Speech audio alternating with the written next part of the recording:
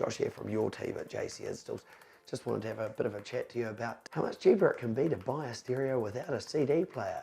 I know a lot of us, and myself included, still use CDs from time to time, but there seems to be a growing group of the population that seldomly use them. People are carrying the music on their phone or on USB, or just don't care about CDs. So I thought I'd talk about two different stereos and the primary difference. So we've got here a Sony 416. No CD, still has Bluetooth hands-free with external mic, USB input, auxiliary input, plays your AM FM stereo, absolutely beautiful stereo.